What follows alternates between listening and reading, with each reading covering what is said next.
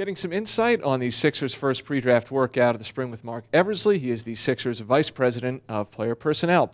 Marc, first before we get into some of the specifics of what happened on Monday the 5th, your staff, can you kind of walk us through a timeline of just how you've been putting through the effort on the scouting trail leading up to this crucial time of year? Sure. So, postseason, post-NCAA season after the national championship game, we've kind of focused in on, collecting data, collecting intel, collecting information, doing background checks on a lot of these players. A couple weeks ago, we went out to the NBA Combine and spent time with 70 prospects. Got a chance to interview, I think, 20 of them. Got to watch them play on court as well. So, from there, we've been on the road the last couple of weeks, going out to these agency pro days. And again, watching guys play on the court and getting a chance to meet some of them off of the court and talking to them and gathering more intel and more information. It's got to be a cool dynamic, though, to now finally have some players in your own gym in front of your own staff and coaches.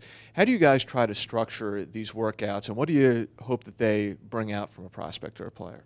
Yeah, so today is our first workout, and it's always great to bring players here to the facility, to the complex. It's a beautiful facility. There's a lot to offer here in Philadelphia in terms of the facility. It's a good day. In terms of the workouts, there are usually 6 players per workout. There's a basketball component. There's a testing component. They'll get to experience the facility and see exactly what we have here to offer. We'll get a chance to sit down with some of these kids later on today and interview them. It's also a great opportunity for our coaches to meet with some of these players. They've done a tremendous job to date doing video studies on a lot of these prospects, but today's kind of the first day that they get to, put a name with a face and, actually work with them and implement plays and diagram plays and see how they react to, those instructions. It's a very good day. How fresh are the guys at this stage? Because there's still a few more weeks left. Still relatively fresh at this stage of the process? I think so.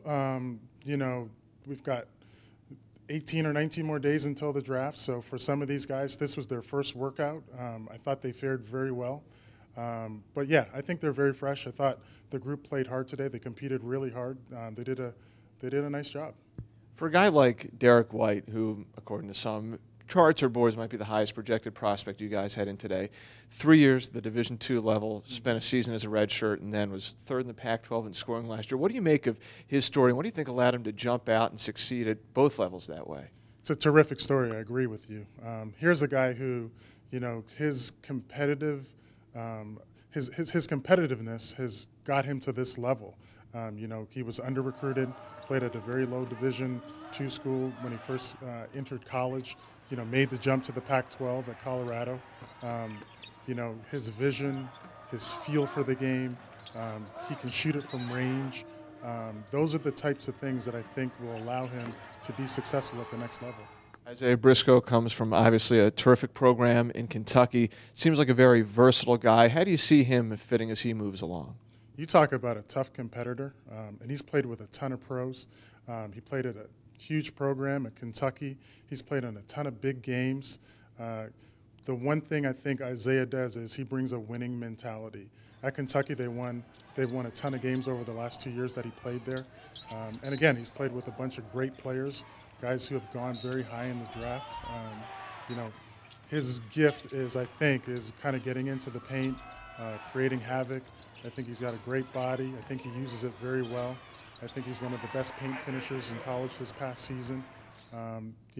He's going to play pro basketball somewhere next year. Melo Trimble is someone who, for 3 years at Maryland, was able to fill up the cup.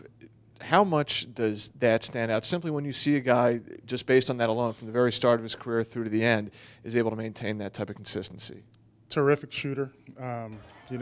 Can play 2 positions. I think he can play someone. I think he can play off the ball as well. Like you said, I think he's a terrific shooter. He can shoot it from range. I think he really does a nice job in terms of decision-making, running the pick and roll, a little pocket pass, or he can raise up coming off of a screen and shoot a 3 in your eye. So Melo's had a really nice career. I think he made the right decision going back to school this year. But there's some bright days ahead for Melo Trimble. And then there's Jerami McCall, who's a Philadelphia guy out of engineering and science, started at Niagara, then he went on to Tennessee State, Robert Covington's alma mater. What did you learn about him? It seems like, yeah, he can score, but defensively there's some aggression to him as well. I agree with you. So two-time OVC Defensive Player of the Year, and I'm sure Brett Brown took note of that today. Great competitor. I mean, plays in a stance. He brings toughness. He's got great length. I think he creates havoc on the defensive end. I think that's his gift. He brings that Philly toughness to the court. I think if you guys saw today, he's a fiery competitor. I think he brought a little juice and a little spice to the workout today. I thought he did a really nice job.